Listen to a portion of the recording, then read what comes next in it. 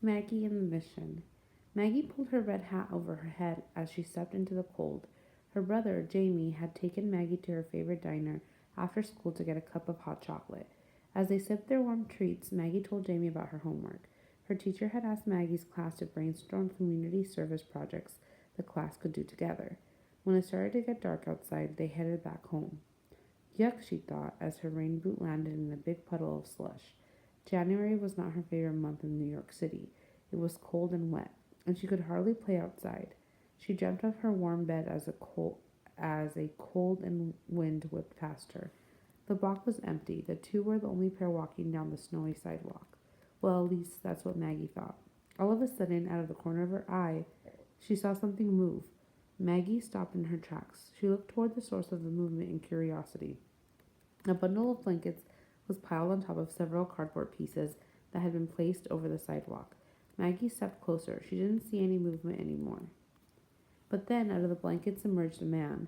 He wore an old ragged jacket. It looked like one Maggie had seen in the movies, the kind the soldiers wear.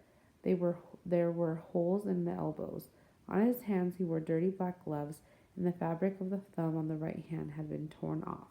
"Hello," Maggie said, wishing she had more blankets for him.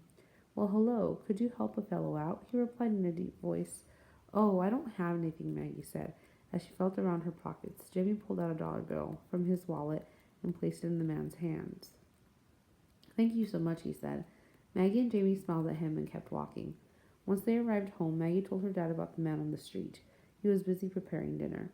"It's really hard for them out there, especially during the winter months. The homeless shelters in the city don't have enough room for everyone," he told her. Her dad went back to cooking, but Maggie couldn't stop thinking about the man. During dinner, she remained quiet and thought about what she could do to help those without a home. She figured it would be perfect for her class's service project.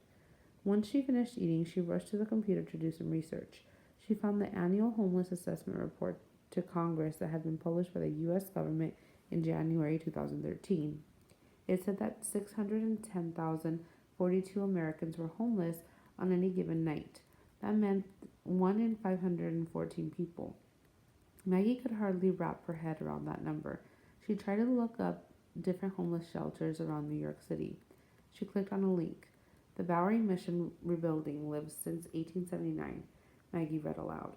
The Bowery Mission is an organization that provides meals, shelter, and services to the undeserved population. "Jamie," she called out, "I found something that we can do." As he started to walk toward her, she excitedly told him about the volunteer opportunities at the Bowery Mission. They could sign up to serve meals to the homeless. Last year, the volunteers were able to provide more than 382,400 meals to the homeless in New York City, Maggie said, pointing to the computer screen. She looked up information on how to volunteer to tell her teacher the next day. They could help prepare meals, serve them, and clean up afterward. And the next time Maggie walked down the block, she packed a granola bar and a banana to give the man she'd seen on the street. Number 1. Read the sentence. Maggie could hardly wrap her head around that number. What is the meaning of the phrase "wrap her head around" as it is used here? A. Interpret. B. Believe. C. Realize. D. Determine. Number 2. Which statement best describes Maggie's feelings after her encounter with the homeless man? A. Interested in learning more about the man. B. Motivated to find a way to help. C. Angry that the man had to sleep on the street. D. Anxious to find a way to help.